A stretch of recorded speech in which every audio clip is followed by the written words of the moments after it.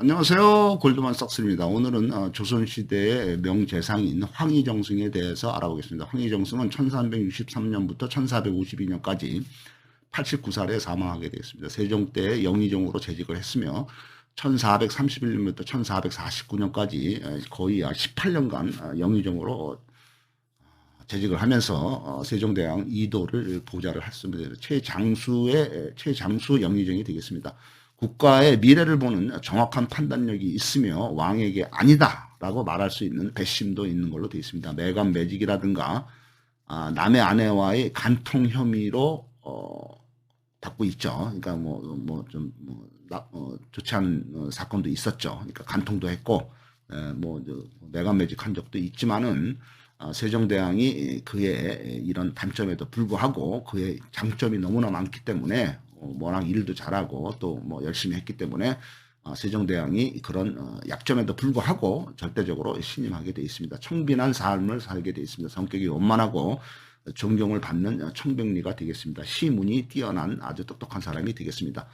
황희정승은 키도 크고 풍채가 잘생기고 눈이 무섭게 생겼다고 합니다. 총명하고 민첩하고 기억력이 우수하고 글 공부에도 열심히 되겠습니다. 그러니까 항상 공부하는 자세로 워낙 똑똑하지만은 또 열심히 또 계속해서 공부를 하게 된 거죠. 조선 초기에 문물과 제도를 정비를 하고 훌륭한 업적을 남기게 되어 있습니다. 국가 미래를 보는 정확한 판단력과 아니다라고 말하는 강단이 있어서 이것도 좋고 저것도 좋고 이렇게 하는 호의는 아니라고 합니다. 그러니까 자기 주관이 뚜렷한 거죠. 이러 좋고 저러 좋고 대충 넘어가는 스타일이 아니라 분명히 자기 판단도 옳고 그 판단 옳은 거를 또 밀어붙이고 그거를 또 주장을 하고 아니면 아니다 이렇게 얘기를 할 수 있는 사람이 되겠습니다. 실록에 의하면은 매간매직으로 돈을 좀 받아먹은 적도 있고 남의 아내와 간통한 그런 일도 있고 하지만은 세종이 끝까지 그 일을 중용하게 돼 있습니다. 일화 중에 하나를 볼 것 같으면은 하루는 들판에 소를 보고 있는데 어느 소가 이제 누렁이하고 껌둥이하고 둘이 있길래 이제 황희정승이 이제 이제 농부한테 물어봅니다. 어떤 소가 일을 더 잘합니까? 그랬더니 농부가 황희정승 귀에다 대고 저 누런 소가 검은 소보다 일을 더 잘합니다. 하지만은 황희정승이 아니 소들이 왜 귓속말을 하느냐 그냥 얘기를 하면 되지 그랬더니 이 농부가 말하기를 모르시는 말씀하지 마세요. 말을 못하는 짐승일지라도 자기를 욕하고 흉을 보면은 기분이 상하게 됩니다. 이렇게 말을 했다는 거예요. 그러니까 여기서 황희정승이 얻은 교훈은 지금 열심히 일하는 입장에서 둘 다 열심히 일을 하는데 어느 소는 잘하고 어느 소는 못한다 이렇게 얘기를 하는 거는 나쁘다. 그 나름대로 다들 열심히 하기 때문에 그거를 크게 떠들면 안 되고 다들 잘한다 이렇게 생각을 해주고 남을 못한다라고 욕을 하면 안 된다. 흉을 보면 안 된다. 이것은 이제 그 교훈을 얻었다는 얘기가 되겠습니다. 의정부에 있는 영의정 황희정승은 농사를 개량을 하고 백성들을 위해서 농사를 개량하고 예법을 개정을 하고 국방을 강화하고 김종서하고 최윤덕을 중용을 해서 사군 육지를 설치합니다. 압록강에 사군, 그다음에 두만강에 육지를 설치합니다. 양반의 자손 중에서 첩소생의 천역을 면제해주게 되겠습니다. 자신의 세력이 없게 되겠습니다. 군주권이 안정이 되고 오랜 재상직을 수행하게 되겠습니다. 차라리 형을 약하게 하는 실수를 할지라도 억울한 형벌을 받게 하지는 말아라 이렇게 됐습니다. 그러니까 그 형을 어떤 증거라든가 어떤 확실한 근거도 없으면서도 엄한 형벌을 내려서 억울하게 형벌을 사는 사람이 있어서는 안 된다. 오히려 그거를 잘못해서 실수를 하거나 잘못해들어서 형벌을 가볍게 내리더라도 오히려 가볍게 내리는 게 낫지 억울하게 억울한 형벌을 내리면 안 된다. 이 말은 뭐냐면은 우리나라의 검찰이라든가 경찰이 억울한 죄를 뒤집어 씌우거나 죄를 늘려가지고 억울하게 사람을 옥살이를 하거나 무슨 벌금을 내거나 이렇게 하는 것이 나쁘다. 그러니까 법치주의 국가지만은 너무 법을 강화해서 그렇게 하는 거는 아니다. 오히려 예치국가 예의와 도덕, 그다음에 상식 뭐 이런 거를 따져서 오히려 그 형벌을 좀 약하게 해줘서 실수를 해서 잘못하더라도 오히려 형벌을 약하게 해서 형을 약하게 해주는 게 그게 맞는 방법이지, 있지도 않은 강한 형벌을 때리는 거는 나쁘다. 이렇게 이제 그 황희정승의 주관이 뚜렷한 겁니다. 맞는 말이죠. 그래서 오히려 판단을 잘못하거나 증거를 잘못하거나 실수를 하거나 뭐 이렇게 해서 형벌을 약하게 하는 게 오히려 낫다. 강한 형벌보다. 그래서 형관들의 그러니까 그러니까 그 형벌을 남발하는 거, 이런 금지 조항을 설치를 하게 되어 있습니다. 반드시 또 관청의 허가를 받고 소나무를 벌목하게 되는, 나무를 막 자르지 못하게 하는 거죠. 소나무 남벌 금지령 이런 것도 하고, 지역 수령들의 근무 실적을 조사를 해서 탱자탱자하고 부정부패하고 놀고먹는 수령들을 처벌을 하게 됩니다. 그다음에 이제 전국 각지에다가 뽕나무를 심어서 그다음에 백성들의 식량과 의복제를 손쉽게 구할 수 있게 하는 좋은 일도 많이 하게 되었습니다. 1382년에 19살 때 명나라 태조, 이제 명나라 얘기입니다. 19살, 이제 형이가 19살이 됐을 때, 이제 젊었을 때, 명나라 때는 명나라가 무슨 일이 발생됐냐 하면은, 명나라가 1368년에 이제 건국이 되죠. 조선은 1392년, 명나라는 1368년 건국이 되죠. 그래서 명나라 초반이죠. 그래서 명나라의 최조 주원장이가 바로 밑에 있던 그 재상직을 설치를 하고 자기의 자문기관, 그러니까 뭐 완전히 자기 특수기관이죠. 완전히 직속기관인 전각대학사를 설치를 하겠습니다. 그래서 이거는 뭐냐면 자기가 직접적인 통치를 강화를 하고 일반적인 재상들을 폐지를 한 거죠. 그래서 어떤 그 관료 집단에 대해서 견제를 한 거죠. 너네들 까불지 마라. 내가 그래서 그런 일이 이제 벌어졌죠. 그다음에 이제 1389년에 조선이 건국되기 3년 전에 고려 말에 26살이 되었죠. 황희가. 그래서 이제 별장으로 근무하던 중에 과거인 문과에 급제를 하게 되고, 1392년에 29살 때는 고려가 멸망하고 조선이 건국이 되었을 때 이제 은거를 하죠. 그래서 이제 벼슬에서 은퇴를 하죠. 근데 이제 이성계의 부름을 받고 벼슬을 하게 됩니다. 이때 이제 고려 말에 이제 관리들이 이제 이제 나라가 망했죠. 망하고 이제 새로운 조선이 성명이 되면서는 이제 조선에 협조를 안 한다. 옛날 고려에 충성을 한다. 뭐 이런 선비들, 관리들이 이제 두문동이라는 데 들어가서 72현, 두문동이라는 곳에 들어가서 이제 72명의 현자들이 이제 여기서 나오지를 않죠. 조선에서는 내가 일을 안 하겠다. 이제 두문동에 72명의 현자, 그래서 두문동 72현이라고 불렀는데, 여기에 이제 황희도 포함이 돼서 29살 때 젊은 나이지만은 포함이 돼서 이제 여기에 이제 들어가서 이제 나오지를 않죠. 고려에 대한 충성, 지조 때문이었죠. 이성계가 요청을 해서 이 중에서도 72년 중에서 또 가장 나이가 어린 황희가 먼저 이제 조선에 나와서 출사를 하게 됩니다.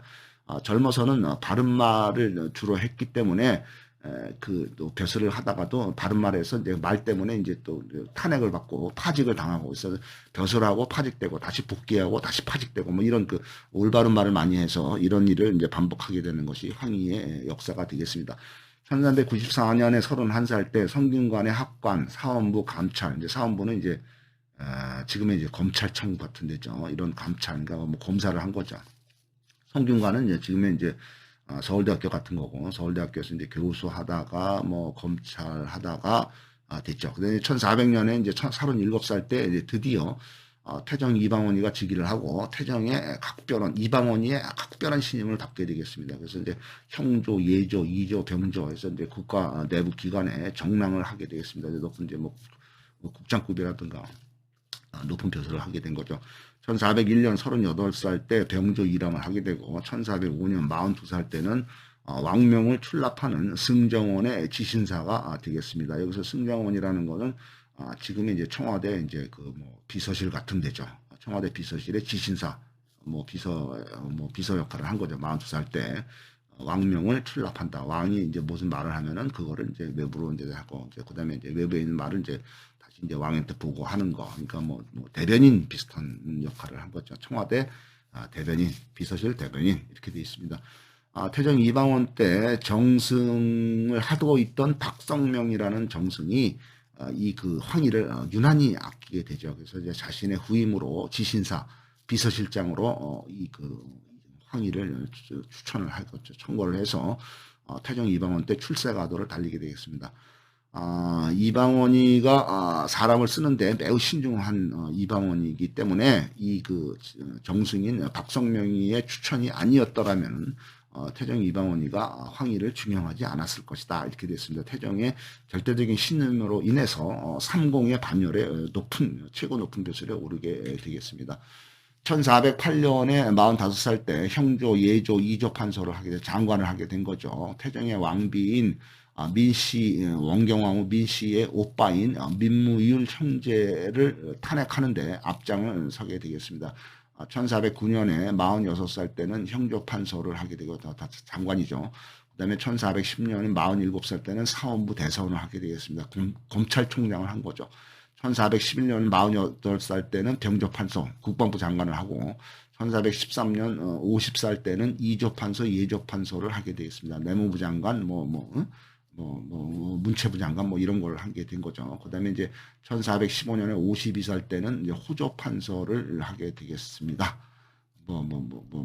건설부 장관 이런 걸 하게 된 거죠. 그다음에 1416년에 53살 때도 공조판서 장관을 계속하게 된 거죠.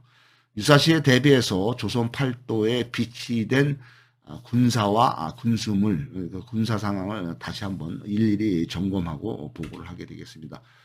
1418년에 55살 때 한성부 판사를 하게 되죠. 그러니까 서울시장을 하게 된 거고, 이때 이제 세종이 즉위를 하면서 양녕대군 폐위에 반대를 하게 되겠습니다.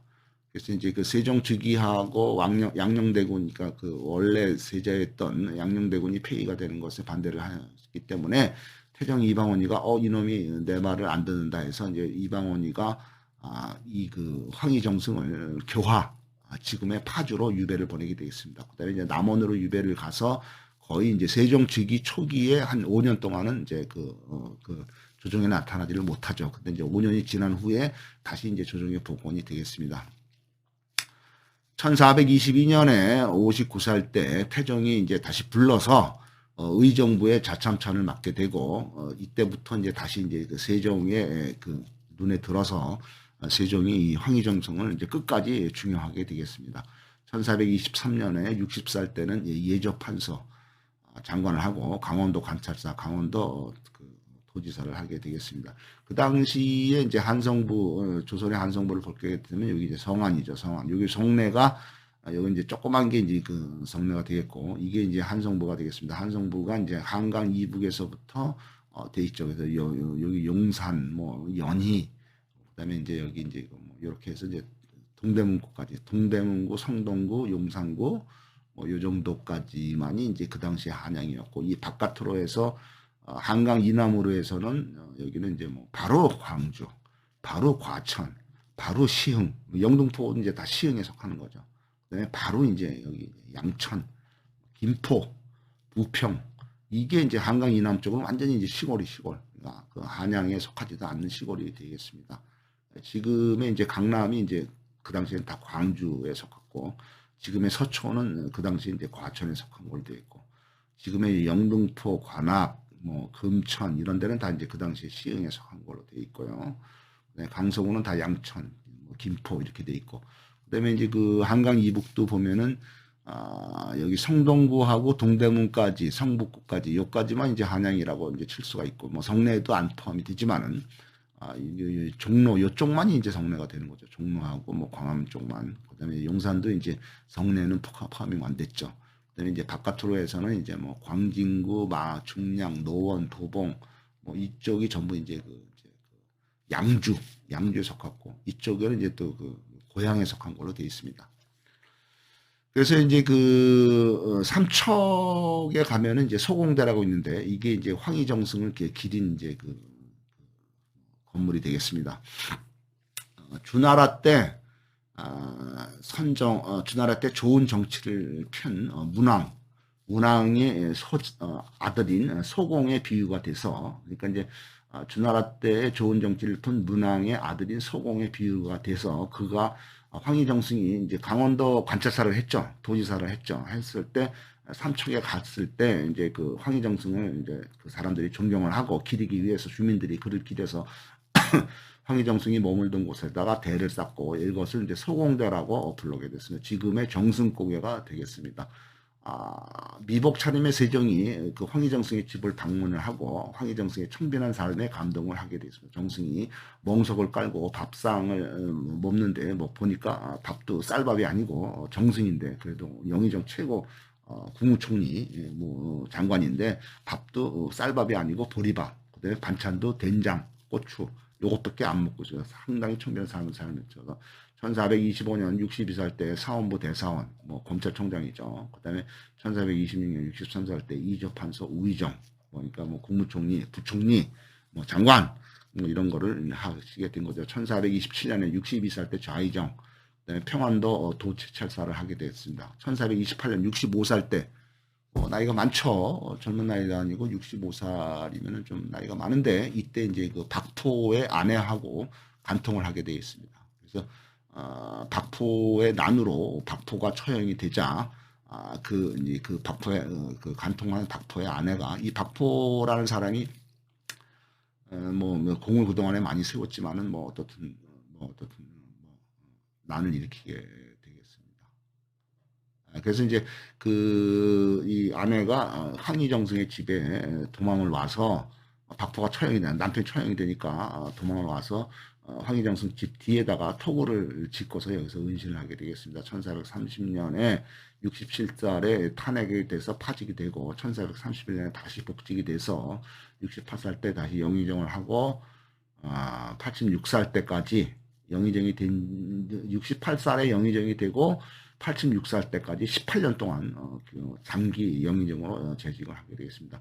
1449년에 87살에 은퇴를 하고 은퇴한 지 3년 후에 사망한 걸로 되어 있습니다. 감사합니다.